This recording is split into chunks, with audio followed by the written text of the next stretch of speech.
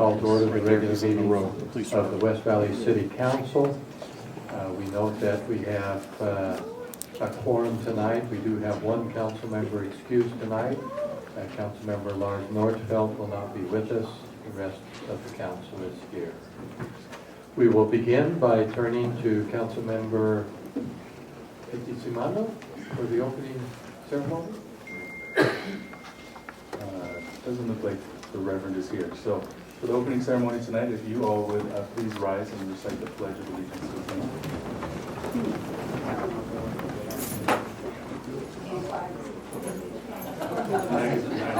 Oh, they moved it.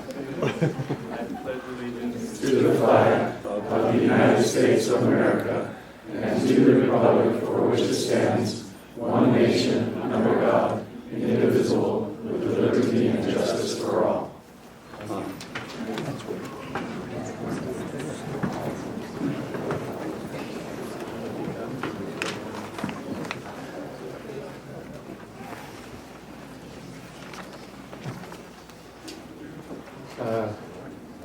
We do appreciate we have several of our high school students here this evening who are working on some sort of school assignment. We welcome them from across the valley. And so, no scouts, you're all the scouts there in front of us. So you must all be out camping. Next on our agenda are the minutes of June 25th. A motion on the minutes. Move for approval of the minutes of June 25th. Second. Any further comments? Seeing none, then all in favor of approving the minutes, please say aye. Aye. Those opposed say no. It passes unanimously. The minutes are approved. Next, we go to our Employee of the Month Award, Diane Haywood, and return to Councilmember Tom Hume for that. Thank you, and I want to invite Officer Ron Haywood to stand up, please. Okay, thank you, and I will read this letter. Detective Brian Haywood performed exemplary work on 2 cases that spanned the months of April and May of this year. On April 7, 2019, 15 officers from 3 different agencies were involved in a critical incident in South Salt Lake. As part of a protocol agreement, West Valley City was tasked with this investigation, which was led by Detective Brian Haywood. Generally, these cases are time-consuming and very tasking for the investigating agencies. This case was unique and very dynamic, and it is believed to be the largest, most complex protocol investigation to have occurred under new state law. In addition to the 15 involved officers, there were an additional 17 officers that were witnesses. Just weeks later, on May 7, 2019, Detective Haywood volunteered to take a child death case in which our victim was 4 months old at the time of her death.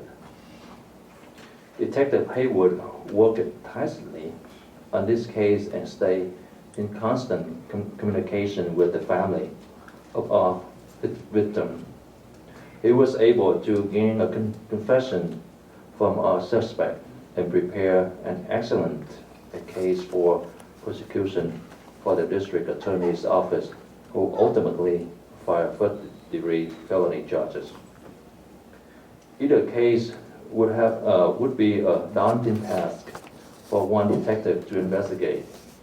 Detective Haywood took both cases and gave 110% commitment to each.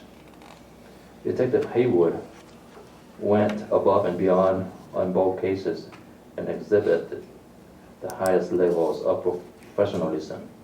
Detective Haywood was able to provide total customer service to the victim's family, while balancing the pressures and demands of the critical incident case. We are proud of the example he has set for the Westfield City Police Department and appreciate the work he dedication he provides to the city and its residents. Thank you.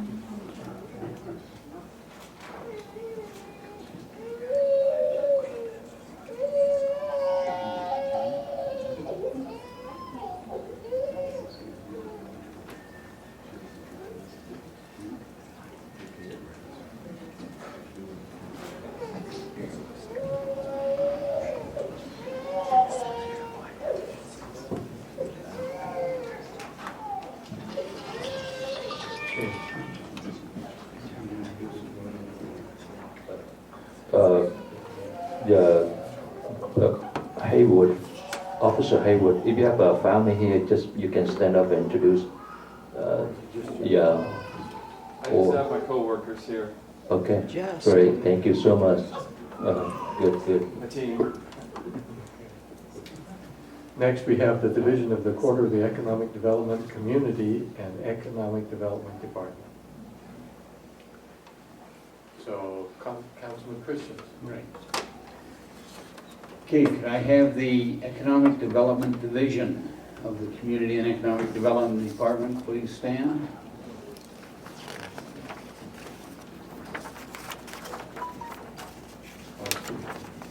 All three of them.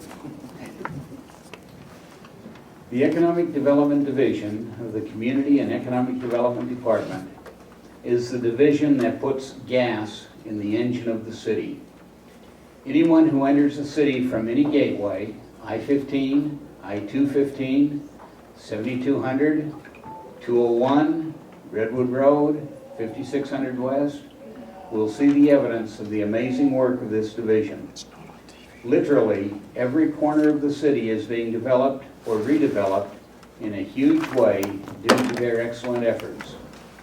Many people do not understand the significant impact an exceptional economic development team can have on a city. This small division, and they're all standing, is responsible for millions of dollars of increased revenues, thousands of new and maintained jobs, and helping to make the city a great place to live, work, and play. This work is difficult and takes a long time. A single project may take years to develop and secure, and that for every project that comes to fruition, there are at least 10 that did not work.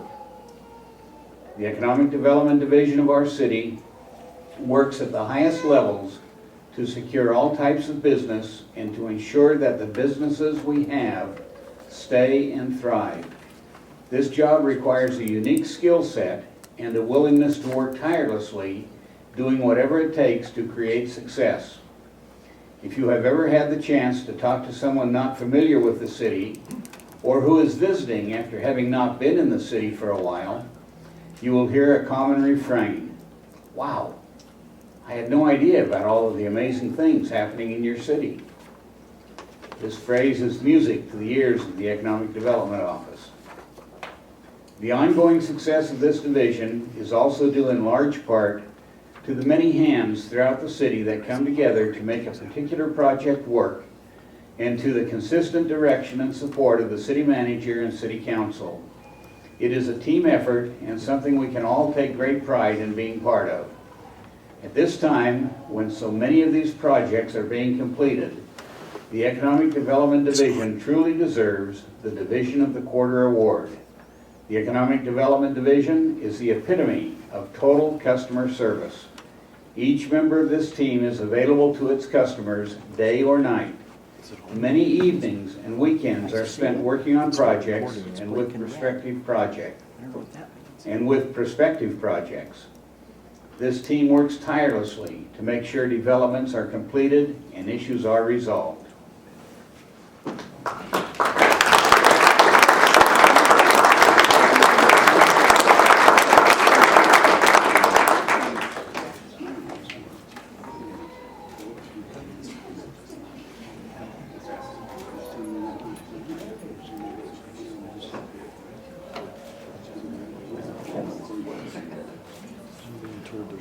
It's not on TV right now. The one I want to talk to is the one back there. The one in the back corner. See him standing? Is that who it is in the back corner? Is it glasses on?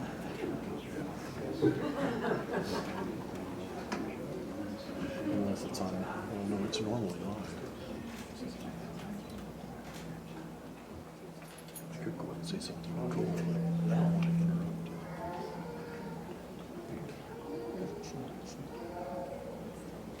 There he is. He's coming. Yeah. Because I signaled him back there, can't say anything.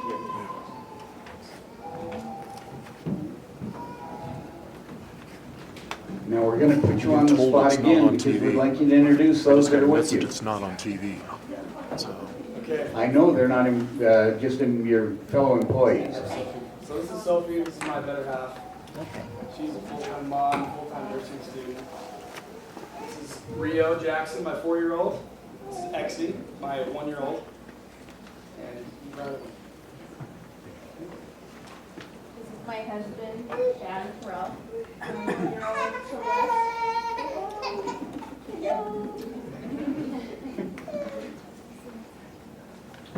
Thank you and congratulations. Mark, where did he go? There he comes. He just needed me. I'm Mark, and this is my wife Melissa, Hi. and the really happy one here is Severin. Nice to meet you. Thank you very much for your work and for being here tonight.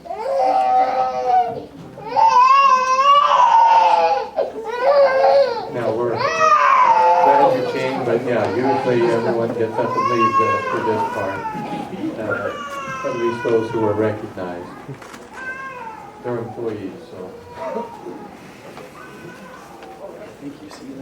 not unusual. People get up and leave our council meetings all the time. Anyway, let's move on. We have our public comment period next. Since we have a number of people who have signed up tonight, we just want to make you aware there are some ground rules. There will be a timer here. We ask that you not exceed 5 minutes. We set aside a half an hour for these. 2, 4, 6, 8 have signed up to speak. This is not a debate time. It's not a question and answer. It's your 5 minutes to share your comments. If the council or city manager respond briefly later on afterwards, that would be the most we do. If we get into a specific policy discussion, evaluating any policy or whatever, then it must be on our agenda. That is a state law that's designed to protect our citizens, that they know when we will be discussing policy. So, oh yes, and we do have 2 public hearings, the one on the refuse storage containers and the street lighting standards. If you're here to speak to those, and if you're on this list, I call your name, just say, no, I'm here to speak to the other. There'll be a separate public comment focused on that. Those have to be just on those 2 issues. Public comment is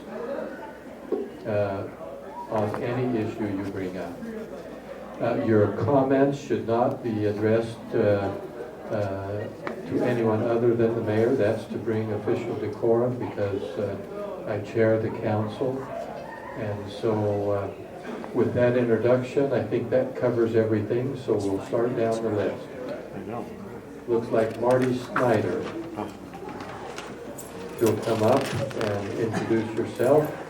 If you represent an organization or group, we would also ask that you so indicate. If it's just you, why that's okay. I think this was 2 or 3 people. For 2 years, too.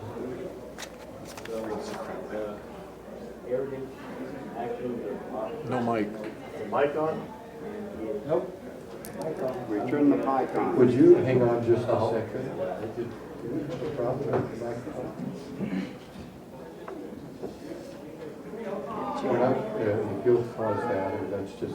We have no TV either. So it's By not on. state law, we must record everything that we do. And so, so it's a public record. So maybe that's a good reminder. Everything you say is a public record, permanently kept. We can't destroy it, have we?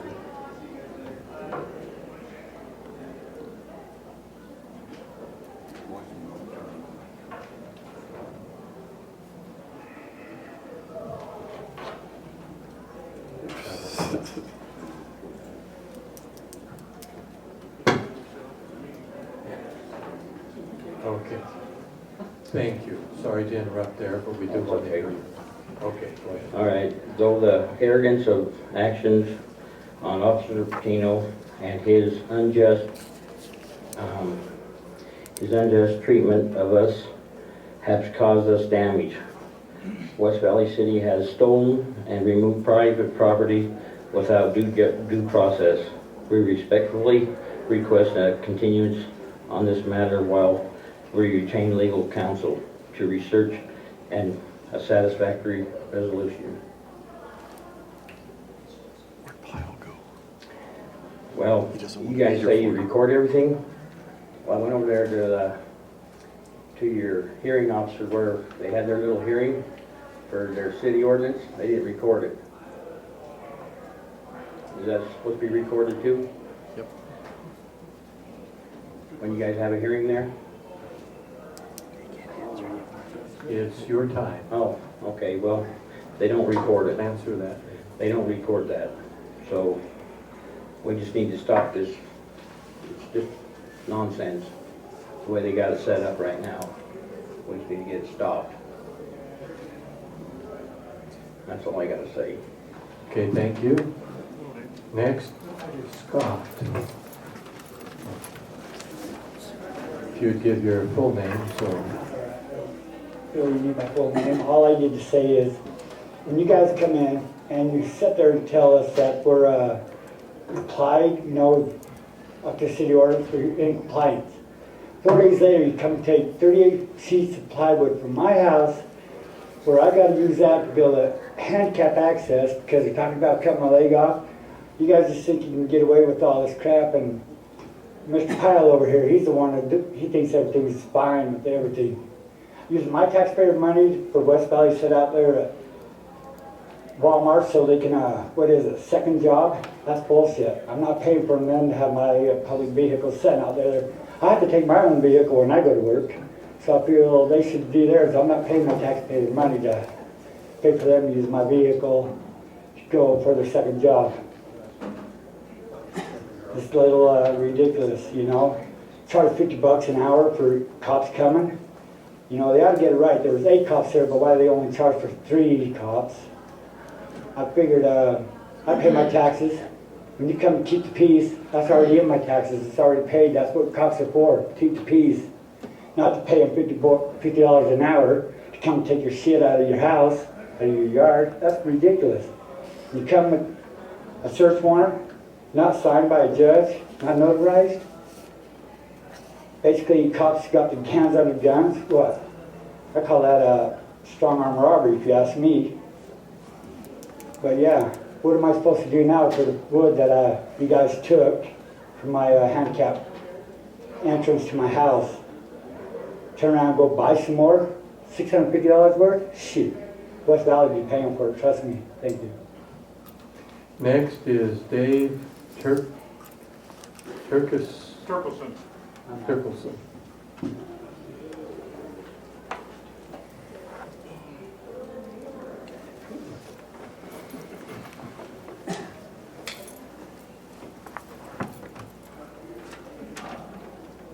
Dave Kirkson.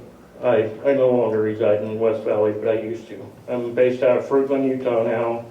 My concerns are for the people of West Valley. I know a few people that I feel have been unjustified in certain manners, in ordinance issues, and I know a few of them that have been in compliance, and then prior to them being in compliance, just days later, have things removed from their property. I want you guys to know about this. I want everybody else to know about this so it can be handled. That's it. Okay, thank you. Bruce Baker.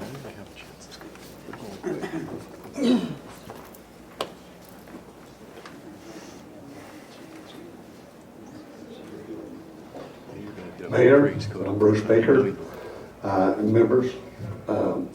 Recently, I lived in the city all of its days. I was in Granger in 1971. I moved into my new house that was being built there. I had a circle drive put in front of my yard, which I obtained the necessary permits through Salt Lake County. And lately, I had a building that I put a little canvas cover carport upside my house to protect my show car. And when that happened, let's see, it was 2 years later that failed, the cover did. So I put some metal you put on the roof over the top of it to make it a little stronger, a little better. And Ed, which worked for the ordinance people, or the building people, says you can't do that. And I said, why? Can't I have a carport? And he says, yes, but you got to slide it over because we need so much yard on each side, on the side for the neighbor. I did. I bolted it down like he wanted. He come and inspected it, but it never got finalized. 8 years later, I have, that was in 2010, 2019, why Officer Patino comes in and tells me that I'm in violation of several things. The driveway one, the billing for another. He told me to get a hold of Troy. I got a hold of Troy. Troy come down. He looked the building over, inspected it. Then he went back and found out about the driveway. It's been there for longer than this has been a city. And so he told me to come on down, and he took and looked the building over. He signed it off. He inspected it and signed it off. By the way, I'm a structural engineer. And so I was talking to him, very nice fellow, handled the problem very, very well. Matter of fact, all the people up there was treating me pretty good, except one person. And it's not there, it's in the ordinance part. Anyway, I started cleaning things up. I painted it, I got the inspection, I paid for the permit again, and I painted the front so it matched my house. It started looking nice. They asked me to put a couple bushes in front because I have no lawn. I have a circle drive and a rock garden or a zero skate garden out front. Told me to put a few more bushes in. I did. I thought that was okay. I thought everything was settled. Then I get a ticket in the mail from Officer Patino that which was a total surprise.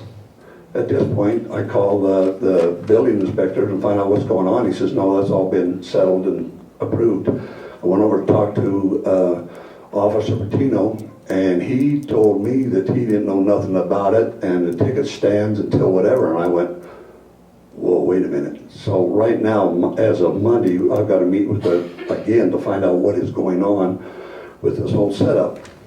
This has been unjust. What he has done is not right. I haven't had a fair chance to do it. I'm 75 years old. I don't know how much he expects me to do. He wanted me to clean up some of my side yards and remove a gate and paint the place and do everything, and I did.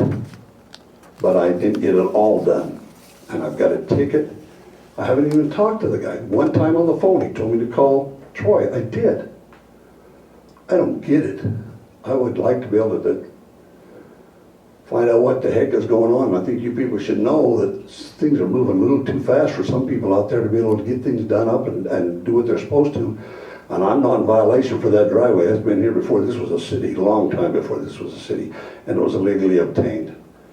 And the shed has been inspected, legally taken care of, everything's been done. So my point is it's been unfair. Thank you. Thank you. Next is Timothy Oshewski. Close enough. Olszewski. Oshewski, okay. I'm up here to ask the council to reconsider. Salt Lake City recently passed an accessory building ordinance to help with the housing challenges throughout the valley. And I noticed this council meeting back in July 19, 2016 took up a similar discussion, ordinance number 16-33.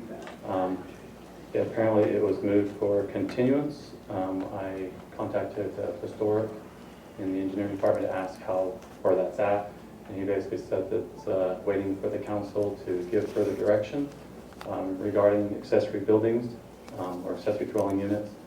And so I'm just here asking the council to pick that back up in light of the housing challenges throughout the valley. Maybe follow the Salt Lake City Council's guide as far as what they're doing. There was comments in Salt Lake Council as far as whether it would be a blight on the various neighborhoods. They concluded that they would take it as a 3-year program and see how it looked. So I'm simply asking the council to pick this back up again. Thank you. Okay, thank you. Ralph Turner. Welcome back. Hello. Hello again, Mayor. City Council, thank you for having me. I want to talk briefly about a city ordinance. It seems to be on the agenda today, city ordinances. I know some of us in here might be RV owners, recreational vehicle owners. I'm going to ask you a real quick question, hypothetically. I know you can't answer this, but how long do you think you should be allowed to have that RV on the street for loading and unloading clothing, personal items? Let's talk about that for a minute. City ordinance number 22-2-116, parking or leaving truck trailers, campers on the street. I love the ordinance. We don't want this stuff on the street. But in this city ordinance, there's a minor flaw. For anybody that owns an RV, and I want to talk about this. I'm not a stalker. I used to be the mayor's neighbor, so I know the mayor has an RV. We used to be neighbors. In this ordinance, it says no motorized recreational vehicle, farm vehicle, construction vehicle, blah, blah, blah, may be parked, placed, stored, abandoned, or otherwise left on any public street unless it's loading or unloading passengers or freight. Now let's go down to subsection 4 of this ordinance. I'm not sure if you're all aware of this part. For the purpose of this section, a vehicle shall be considered parked even if the engine is running, if the vehicle is left standing for a period longer than 3 minutes, unless the vehicle is being loaded or unloaded. On June 27th, Thursday, June 27th, I pulled my RV out from its RV pad. I live in Highbury Park. Thank you, Ms. Lane, for coming by Friday. We enjoyed having you there. I wish you would have come by to see how we built the fireworks show. My wife said you were there, and I was over there building the fireworks. But if you have your RV out on the street and you're loading water, clothing, food, and you go back into the house and you're inside the house for more than 3 minutes, you can be issued a citation. I was. According to my security camera, my motorhome came out at 1:47 p.m. I was issued the citation at 2:16 p.m. That's 29 minutes after I pulled it out. I had already loaded it with water. I was in the house getting groceries out of the refrigerator when I got the citation. I really believe that 3 minutes is not enough.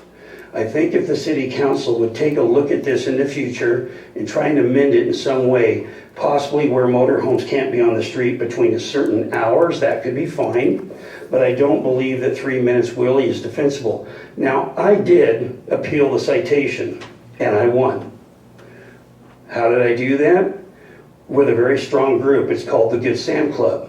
They supply lawyers for free. I didn't use a lawyer. I didn't need one, and I'm not going to go that route. We aren't going to. Collectively, as a council and neighbors and good friends, we can work through this. I'd just like you to take this up at a future time to try and amend this ordinance to give us more than 3 minutes to load our motorhomes before we use them. Thank you for your time. Thank you. Next is Shane McGarvey.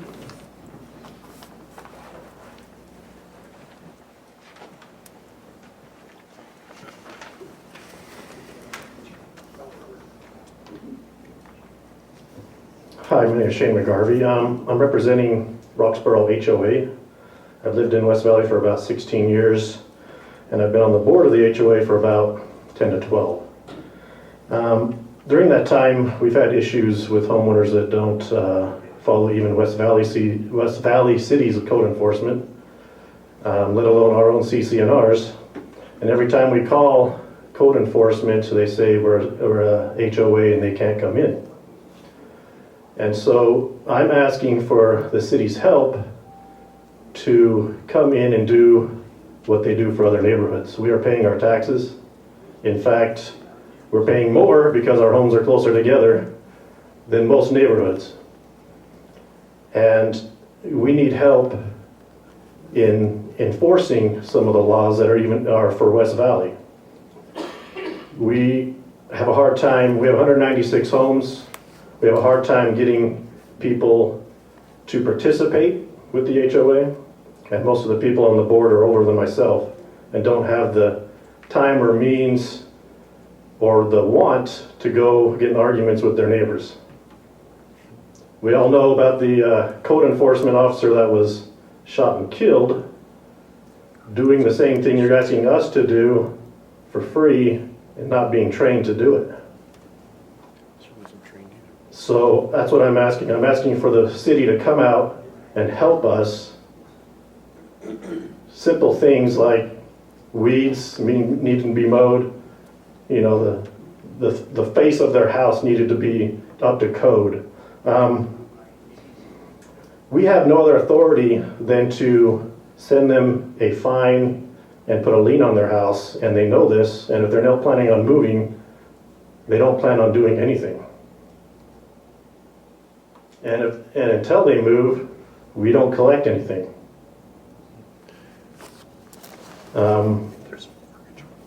Another thing is taxes. We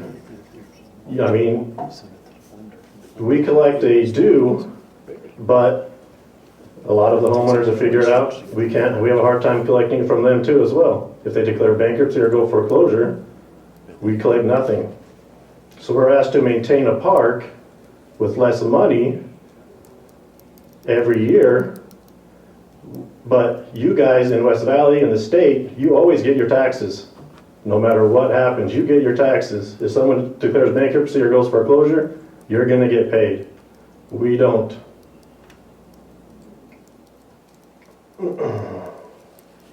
One of the issues with allowing HOAs to keep being built is the builder makes more money, the city makes more money, and then you guys walk away and put your hands up and say, run it yourself. And we're all volunteers, and it doesn't work that way because who wants their neighbor telling them how to maintain their property, what color they can paint their house, and what they have to do on their own property? I don't want my neighbor telling me that. I'm sure you don't, but that's what an HOA is.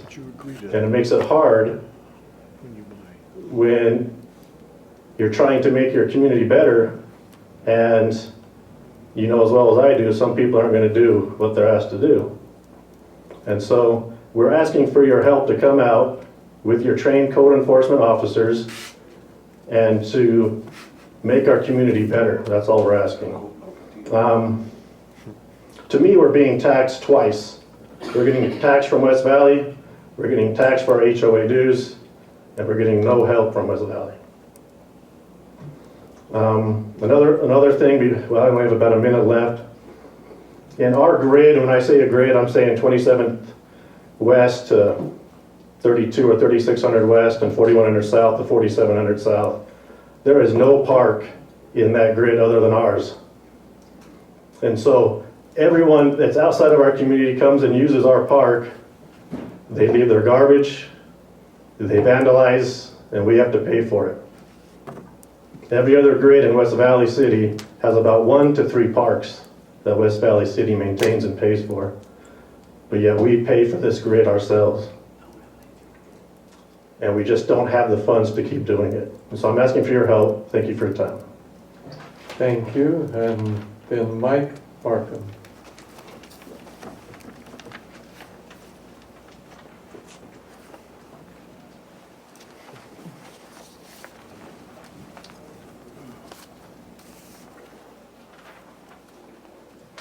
she might park them. She knows my address. I just want to thank the city for looking into that power issue for the food trucks. I had no idea it would cost that much to retrofit some of those outlets. I thought we could just pull some wires through the existing conduit and do that. Hopefully going forward that will have taught whoever a lesson and maybe put in bigger conduit or extra conduit for possible future growth. That's an issue I brought up about the 4100 South, where we were talking about putting all of the power lines underground, which was not feasible at the time. But conduit is very inexpensive. You can lay the conduit and plan for the future, because we are going to grow. And I don't know what finally spurred everybody on to start bringing up that parking issue. That's something I've been harping on now for 3-4 years, but has finally came to an issue to where we're finally doing something for it. I hope it all passes. I'm all for controlling the parking in the city. And also, I would also like to thank Mr. Pyle and everybody, because I think I'm a 100% supporter of our neighborhood preservation group. We need to make this a livable, walkable city where everybody feels safe to get out and walk around. You don't have to step over everything to walk your neighborhood. In my neighborhood, you still have to walk out around cars that park over the sidewalks and so forth, but it's getting better because there's an ogre that lives in the neighborhood that has a tendency to call. But hey, I appreciate what you're doing. Thanks for the information on the power and on the parking. Thanks. Thank you. That's all the people that had signed up. Anyone else? Yes, if you'll come and introduce yourself at the microphone. Generally, we ask for your address so that if we need to follow up with you, we can. Okay, sorry. My neighbor had asked me to come tonight, so this was kind of a spur of the moment thing, so we didn't know we were supposed to sign up. My name is Melissa Gontrove. I am the chairman of the Heritage Neighborhood Watch. I'm also involved in other community things, from being a state delegate to all of those things.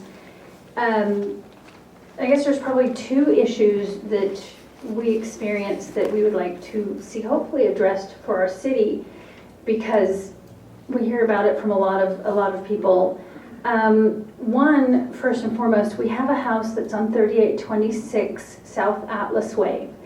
This house has been an extreme problem for years. Everything from U.S. Marshals have been to this house, police, we've had drug deals, we've had prostitution going on at this house. We've called code enforcement because there were tents in this guy's backyard, homeless people living there, people living in their cars. And we're constantly told, well, you know, just keep complaining and then the wheel will get greased. And this has been years. And it's extremely frustrating. I literally have had public urination where my children are outside and the people who are homeless that are living there are urinating, and I have a chain link fence. I no longer have allowed my child, I've had my child yelled at by the neighbor there because I started filming the activities. I don't let my daughter have a sleep out in the backyard because I'm terrified. I don't even keep my windows open at night because I don't know who these people are and what they could do. My neighbor has called repeatedly to the police, and sometimes they don't return her call. I have called code enforcement, she's called code enforcement, neighbors have called code enforcement, yet we can't seem to get anything done with this house. And being a neighborhood watch chairman, it's really dissuading to say that the city works with us when they're not. And when you've got a house as blatant as this with this many problems, it seems to show that there's a lack of connection there. The second issue that we're seeing repeatedly, that I'm hearing multiple neighbors talk about, is that when people buy a home, they don't buy it to live in it, they buy it to rent. We have multiple rental homes in our neighborhood, and probably 75% of the time they're the problem in our neighborhood. They've got several families living there. They've got 6 cars parked on the street in the driveway everywhere. People are coming and going at all times of the day, and we don't know who's there. Or we have people buying homes and they rent them out illegally. They'll rent out a room, they'll rent out a basement, they'll rent out whatever section of the house. And so these are 2 of the big issues that I'm seeing with West Valley, and I've lived here 21 years, and I've noticed with the rentals and with the lack of some of the enforcement, we're having issues. And countless neighbors of mine have moved away because of these issues. I don't send my children to the school here, they go to Skyline. All of my children go to the east side because there's just too many issues that are starting to pop up with these problems. And if this could be addressed on some level, I think with all the stuff that you're talking about, the building and everything, that's great. But I can tell you what they say on the east side. I don't come to the west side. You're not attracting west side people. I've talked to countless people on the east side. My kids have friends on the east side. They're like, I'm not going to the east, I'm not going to the west side. So all this development they're having is great. But if we don't have some images that are changed, you're not going to attract everybody from Salt Lake City here to see these beautiful things, these hotels that we've got, the malls that we're developing, the buildings that are going in. So this is something that can really help our city on multiple levels. Thank you for your time. Thank you. I think that was everyone. Okay, we have a couple more. How are we doing on time? 3 more minutes. So if you both want to speak, maybe take a minute, or add, if you want to add something different. You didn't tell me I had to sign off. I came and seen you a few days ago. Okay. We got a citation for our truck and trailer that was pulled in front of our home that we were loading up. We got the citation for it being in the wrong direction and a utility trailer behind it. I took, I'll bet you, 35 pictures of people that are parking with trailers, campers, work trucks, which is fine. I understand people have to make a living or they're going to be a problem somewheres if they can't make money. We were only there for an hour to wait for the neighbor to come help us load up that trailer. I don't know how to fight that. I think it was very unfair. We follow the rules. We have one of the nicest yards in the neighborhood. And I feel like we were targeted. Because like I said, we drove around, we took pictures. Today I took, I'll bet you, 4 or 5 pictures as I was coming over here that they're parked in the wrong direction. Day after day. And we get the citation. So I don't know what to do. And would you, for the record, would you give your name? Leslie Robinson.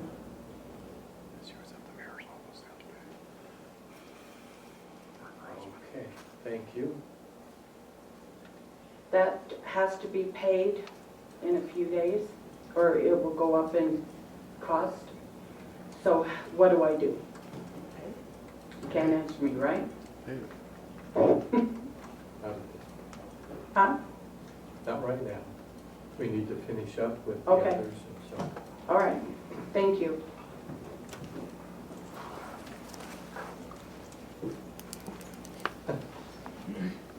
Good evening. My name is Ben Barlow. I live at 4268 South King Arthur Drive. I've had a little bit of an issue with the landscaping problem. And the city came to me and gave me a notice that I was in violation because my park strip, I pulled out the mice-infested juniper bushes that were there. So I put in some mulch in there.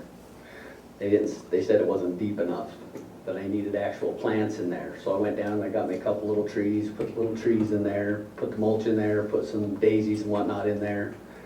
The following year, the trees grew up to a point that they were somewhat blocking the stop sign because I live on the corner. Within 2 weeks, they came and took a chainsaw and chopped my trees off. So I'm like, all right, I can deal with that. I want to move the trees. So this year they gave me a violation that the trees are blocking the stop sign and I need to get them moved. I've called no less than 6 times to this code enforcement guy still have yet to get a phone call back. All I wanted was an extension. But I can't even get anybody in this city to call me back. What am I to do? The timeline's already passed. I'm now getting $25 a day as a fine. So I need 2 more weeks is what I have been asking him, but again, I can't get a phone call back. Another issue is I've lived in this city before it was a city. I lived here till I was 18. I moved to Phoenix for 16 years. I've been back in my house for 16 years. I've had a truck and a trailer this whole time. I had my trailer parked on the side of my house. I got home at 11 o'clock at night, had to go back early the next morning. So I parked my truck and trailer on the side of my house on Winchester. Woke up and was getting in my truck at 7:30 the next morning and have a ticket. So the ticket's $28. Well, it's already, I got online because that's the only way that you can fight the ticket. Ignorance of the law is no excuse was what they sent me. Ticket still stands. So I come down to talk to somebody down here. There's nobody down here to talk to. So other than this online way to do it, who's the person that handles this? Who's the person that handles it for the city? Because nobody seems to be able to tell me. So I go to talk to the prosecutor to see if I can get it reduced down, or at least get, I don't know what to get from him. But I can't even get anybody to talk to in that avenue. So who is it the city has to talk to about these issues, and who is it that I can go over somebody's head so that I can get in touch with somebody to get an extension so that I can get my trees moved rather than having somebody come in and cut them down? So these are things that I would like addressed, and I would like a response back from you. Thank you. Thank you. That concludes our public comment period. There are several, let's see, should I do that at the end? Oh, wait. Mr. Pyle, do you have any comments? I did have one comment, Mayor. There was one of the folks that spoke was talking about, it was Mr. Oshevsky, if I said correctly. I think the staff may actually owe you some information. We as staff may owe you some information on the ADU ordinance. So I'll check into that and see where we're at with that. Okay. Council members? There are several items that I recommend that we add, just so it's on there for study meeting, the ADUs, the accessory dwelling units. Then as well, the 3-minute unloading period. Given that I violated that, just haven't been caught. I guess that. No. I'm sorry, I just wasn't aware of it, and so I pulled it up my trailer and unloaded it in front. Now I pull it in. That's been several years ago. It was a smaller trailer. Then also, let's see, we probably ought to add the HOA and the role the city places in enforcing city ordinances. I think it's been a while since we've talked about that. I think before you were on the council. And so that's one we probably ought to review. I think we have things there. Now on a number of these others, some of those really ought to be addressed. Should we just have them maybe visit with our staff here and follow up on those, since we do actually have some people here tonight?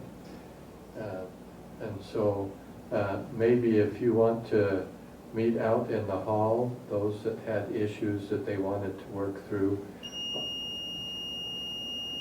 Sorry, what's that? Time's up. That's certainly not a fire alarm there. Okay. Because that was my signal to be quiet. My time's up. No, but let's have, if staff would meet with some of them, they could start that now, or do you want to do that after the meeting? Okay, we'll do that after the meeting. Then with that, we'll go on now to those other 2 public hearings and see if we have anyone here to speak on those. Let's begin with application ZT-6 2019 filed by West Valley City. This is to allow an exception to the enclosure requirements for refuge storage containers in manufacturing zones under certain conditions. And I'll get that one called up. Those conditions, typically they had to build an enclosure around those storage, or not storage, but those refuse containers before they couldn't just be open. But we discovered in the manufacturing areas, they changed and said that they did not have to have those fenced in a small enclosure if they were not visible from the street and they were located in a loading dock area that's screened by a 6-foot masonry wall, or that it's located behind a building or within a yard that is completely screened with a 6-foot tall masonry wall, and that it's not located in a customer parking area, and it's not along any side of a building with a customer entrance. So the proposal is to modify that to be a little bit more flexible as long as those conditions are met. I think that generally covers the issue. Anything else we ought to add on that, anyone? If not, then what I'll do is open the public comment period on that, and this will also address ordinance 19-18, which is the thing we will vote on that issue. With that then, is there anyone here to speak to this issue?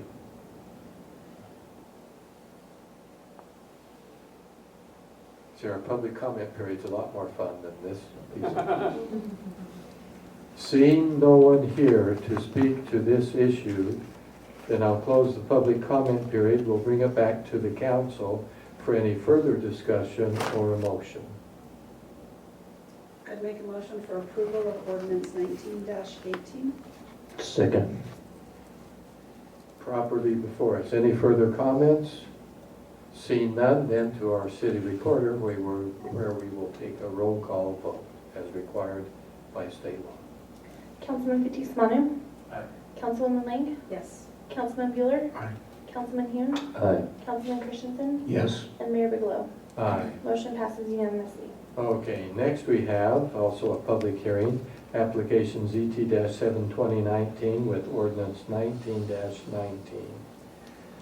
This is a zone text change on our, to clarify our street lighting standards for Redwood Road.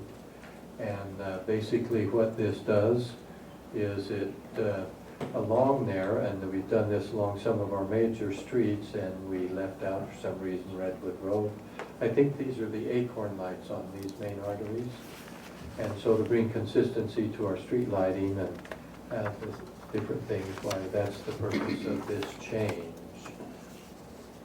We're just adding that in. I think we've been assuming we're enforcing that already, or hoped we were, but now this actually puts it in code, so it's very clear. With that, I'll open the public comment period. Anyone here to speak to this issue? Seeing no one, then I'll close the public comment period. We'll bring it back to the council. Move for approval of ordinance 19-19. Properly before us, any further comments? Seeing none, to our city recorder. Councilman Christensen. Yes. Councilman Hune. Aye. Councilman Bueller. Aye. Councilwoman Lang. Yes. Councilman Fitzie Umanu. Aye. And Mayor Bigelow. Aye. Motion passes unanimously. Okay, now we have ordinance 19-20. This is related to our parking requirements.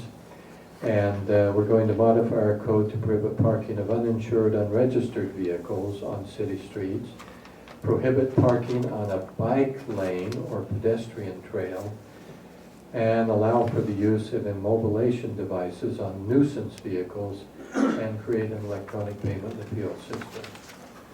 So I think that generally covers it. There's some more details in there. There's some options for timing of parking ticket payments. This occurred as we sent out some individuals who we have specifically doing parking enforcement. Obviously, it's a large city. We don't get across the whole city. But these were areas where it was not clear and was creating some problems. So that is the issue before us.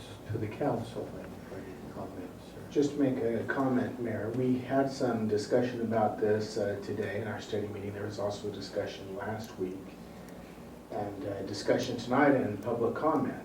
And so, given that we will review again the issue of temporary parking for loading and unloading, which was part of that discussion, I think that I'm comfortable with going ahead with this ordinance and looking at that small part of it at a future date. With that, I would move for approval of ordinance 19-20. Second. Any further comment? Just so you're aware, yes, we do discuss all of the items on our agenda in a previous study meeting where we have a chance to ask questions and evaluate that. So if it seems like we're not having a lot of discussion, that's because we've had a lot of discussion already. So, but we must do the formal action in our regular city council meeting, so. And the second was also to the caveat that we'll discuss that small part of it in further detail. So I have one comment. When I brought this up in study session, that I had read the 3-minute rule, and I was reassured that you had all day to load and unload your trailer by staff, if I remember right. Yep. And so the fact that tickets are being given out, I'm not comfortable with passing this as it is. It is on line 141, well, 142, that 3-minute unloading and loading. And staff said it was for a certain size vehicle, which was larger than 8 feet across, taller than 8 feet tall. So it was more of a large semi, UPS truck, bigger trucks than your trailer you hook on behind your vehicle or your motorhome. So that, and the fact that the other thing brought up tonight with everything having to be online, not everybody is proficient with online situations. So we do have a parking coordinator, and I think that parking coordinator should be available during business hours to answer questions for people that have questions about their violations, how they appeal it, and not just 100% be online. And I think that should be an amendment and fixed in this ordinance before we pass it. I think we're being a little premature. And like I said in study session, I still think this ordinance was to the level of needing a public hearing. The street lights on Redwood Road had a public hearing, and it wasn't quite to the magnitude of the changes we're making here. And I would still like this brought to a public hearing before we pass it. I personally think the Karen has a good point. We need to study a little bit details about this before we pass this ordinance. Can I just get a personal clarification? There is no other means for grievance resolution or questions besides an online format? I'll have to refer that to the legal of the police department. So what's the answer back here? They weren't paying attention. Whether or not there is any other recourse for grievance resolution or questions besides the online submission? The code references the ability to meet with the parking coordinator. And he has a broad latitude, if you look on page 10, to dismiss or reduce penalties based on certain criteria. Looks like there's 4 or 5 different criteria. It gives him some discretion to work with people for, I think, unusual circumstances or mitigating circumstances. But can that appeal be began with just a phone call and not an online submission? Yeah, that's what he said. It doesn't have to be an online submission. Submitting a written statement, but it doesn't say an electronic or online. I also Not see a phone call. Information in the recorder that you can come in and call, pay at the treasury, meet at the treasury, so it appears that there are Where's that other on? methods by, Oh, sorry, which line is that on? it's by a written note, Karen, I don't have it on the line in the ordinance. This is information from the staff that was asked for by the question. If you look on page 9, number 2, it talks about the method to ask for an appeal. You have to submit a written statement. which means really just writing a note requesting a hearing and appointment with the parking coordinator. And then we're relying on the mail to get that to somebody? I can add something. I went through this I'm process. sorry, no. There is no It's other in the process. possession of the council now, so. One of the great challenges we have in public meetings is we have to set rules to maintain order. And so people who can answer questions or maybe quietly provide information would have been fine, but if we allow that, we have to allow protesters and everyone else.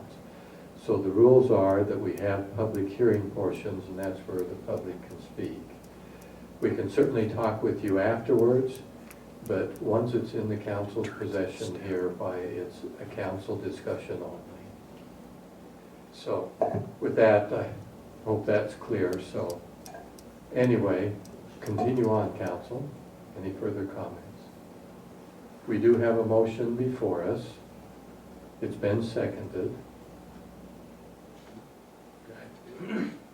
I agree that I think there are some issues that I might not support the motion at this point.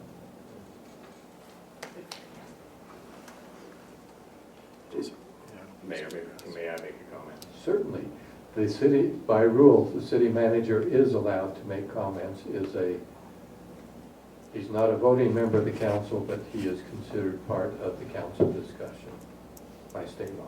So just by way of a little bit of background over time historically, certainly there have always been ordinances against various forms of illegal parking. So that has always been in the ordinance. However, the parking enforcement program, which the council by policy and request asked us to put into place as of, roughly 6 months ago was when it really started getting rolling, is naturally going to have some items that are going to have to be adjusted and brought into compliance with other parts of the ordinance or things that we have not foreseen, all those sorts of things.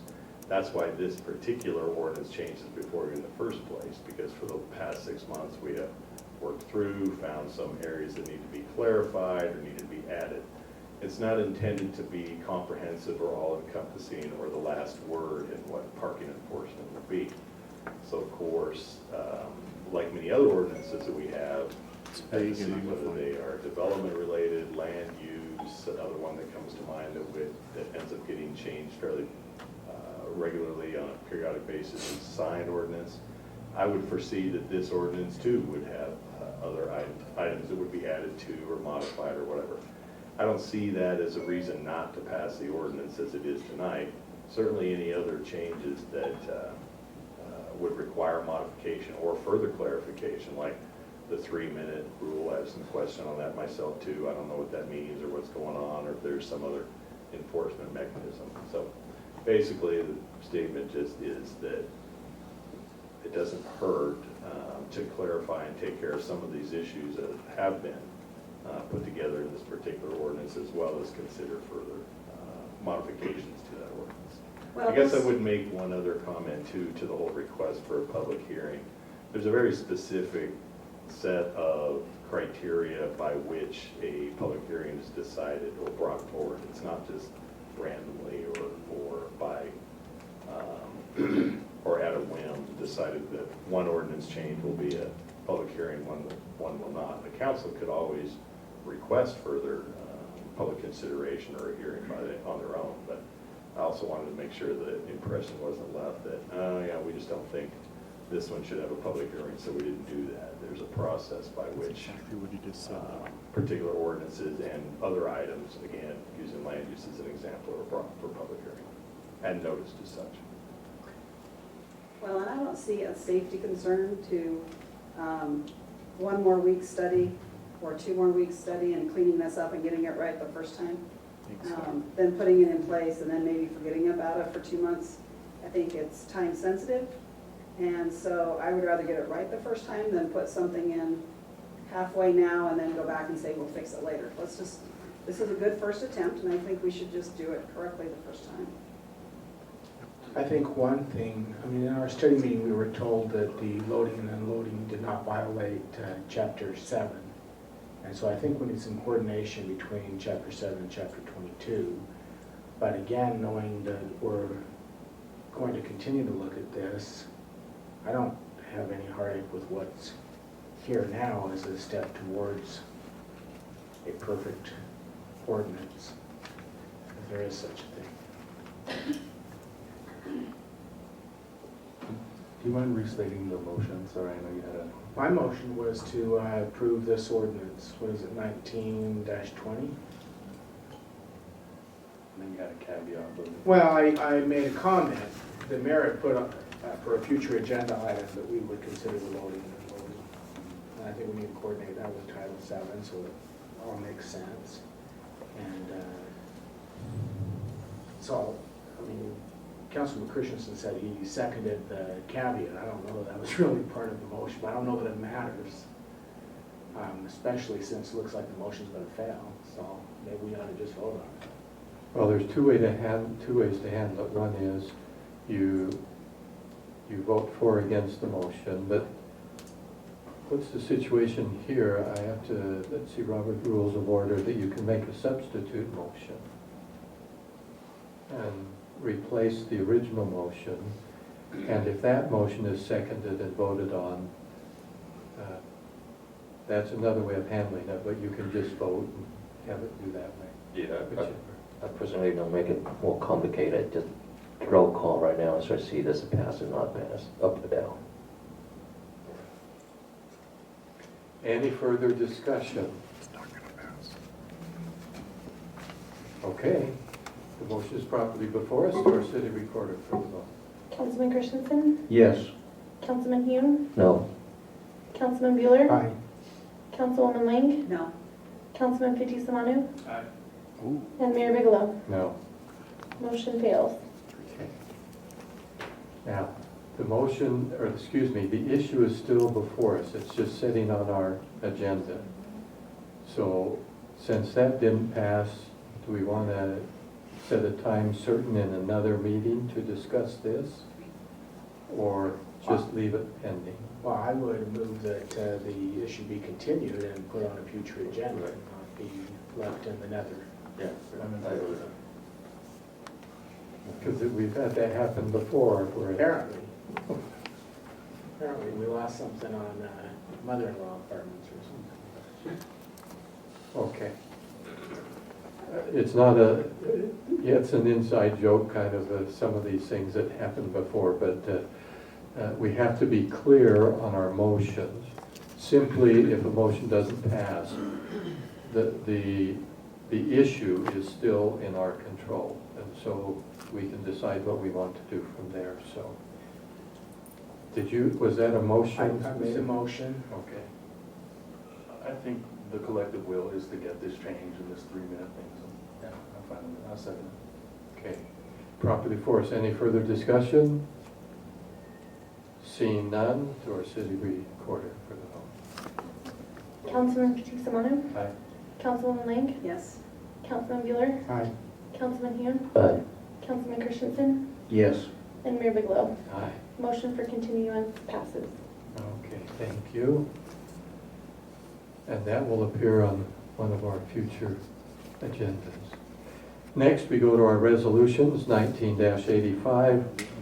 Before we move on, Councilman Bueller, did you have a time certain in that I motion? did not include a time certain in the motion. Give staff time to address the concerns raised here and bring it back. I thought you said put it on for a time certain. but- Well, to a future agenda.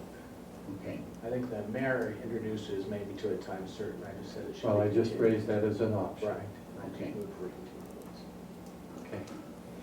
Resolution 19-85, this is a professional services agreement between our city and Lewis and Young, Robertson and Birmingham Incorporated. And this is for preparation of a study on impact fees, facilities plan, and do an impact fee analysis. Impact fees are charged on new construction for things such as water drainage, fire, park, and police impact fees. And we need to evaluate those every so often. This is a good time to do that. It's the way that we finance the construction of a number of items within our city as we continue to grow. This contract is for $36,630. And so I think that probably enough of an introduction to the council. Move for approval of Resolution 19-85. Second. Any further discussion? Seeing none, to our city recorder for the vote. Councilman Christensen, Yes. Councilman Hune, Aye. Councilman Bueller, Aye. Councilwoman Lang, Yes. Councilman Fitzie Umanu, and Mayor Bigelow. Aye. Motion passes unanimously. Okay, next we have Resolution 19-86. Again, this is a professional services agreement, and it's also on impact fees, but it's with a different company and for a different purpose. Parametrics, and this is for road impact fees, and because different companies do different things. We have this one, this contract for $30,783 to look at our roads. That's the introduction to the council. I would move for approval of Resolution 1986. Any further comments? Seeing none, to our city recorder. Councilman Christensen, Yes. Councilman Hune, Aye. Councilman Bueller, Aye. Councilwoman Lang, Yes. Councilman Fitzie Umanu, and Mayor Bigelow. Aye. Motion passes unanimously. Next is Resolution 19-89. This is to express the city's council support for and commitment to the Veterans Hall and Park. This is allowing the city to support using some city land for the construction of a Veterans Memorial Hall and requesting funding from the county to assist in the construction of that particular facility. And I must, I guess if there's no money involved, well, let's see, I guess there is money. I better declare a conflict just to make sure. I happen to chair a foundation called the Veterans Hall Foundation, and we are supporting this project and are raising funds for it from the community. And so clearly I have a conflict on that. Well, you have interest. But even a conflict doesn't prevent you from voting. No, it doesn't prevent me from voting, but just to make sure, so that there's no question in the public's mind that I am playing a role besides mayor in this as well, since I chair that foundation and have been actively raising funds for this facility. So I just want to make sure to understand that this resolution again is we make the what we're gonna have up and down tonight. That's gonna be nothing about money, nothing involved in this case, this resolution. One, there is no commitment on the city's part to spend any money on this other than some staff's time that's been used to assist in the preparation of the request to the county. Second, the facility still is, although there is a concept plan, the details of it, of the building are not yet completed and will be brought back to the council before any further action beyond that is taken. Okay.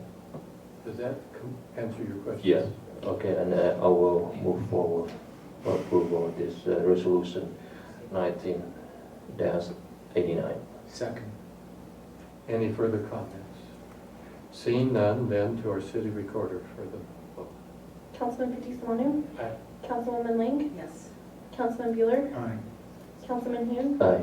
Councilman Christensen, Yes. and Mayor Bigelow. Aye. Motion passes unanimously.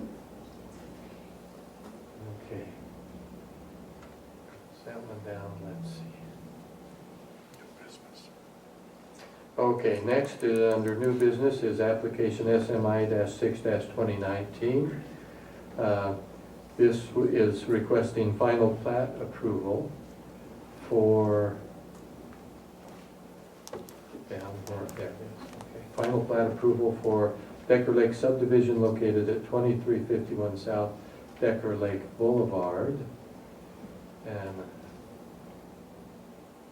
oh yes, this is the one. This is a manufacturing facility They have a large piece of property. They have a small business on the south side of their property. They want to separate that so that there are two pieces of property in case at some point in the future they decide to sell that part off. This is just a small piece of the overall site. Did I cover everything there? That was the issue. So any to the council? Move for approval of application SMI 6, 2019. Second. Any further comments? Seeing none, to our city recorder. Councilman Christensen, Yes. Councilman Hume, Aye. Councilman Bueller, Aye. Councilwoman Lang, Yes. Councilman Fitzie Umanu, and Mayor Bigelow. Aye. Motion passes unanimously. Next on our agenda, we have what we call our consent agenda. These are very routine items that we deal with over and over. Let's see, Resolution 19-87 to accept a warranty deed for property located at 6935 West SR 201, and Resolution 19-88 accepting a warranty deed for property at approximately 2464 South 6755 West. This is ongoing work that we're doing in conjunction with, this one's on a road, right? And as we do work, we have a number of these come before us. They're fairly routine, very low cost. Sometimes we, and I don't recall on these, but we pay a small sum for road, necessary land that we would need for sidewalks or expanding the road. And this is one, 4100 South is another, 2700 West is another, and 3500 South. Now we're working on that with the burying the power lines, so we get a lot of these little things coming forward. So with that then, to the council. Mayor, move for approval of the two items on the consent agenda. Second.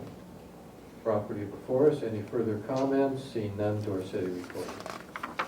Councilman Fitzie Umanu, Aye. Councilwoman Lang, Yes. Councilman Bueller, Aye. Councilman Hume, Aye. Councilman Christensen, Yes. and Mayor Bigelow. Aye. Motion passes unanimously.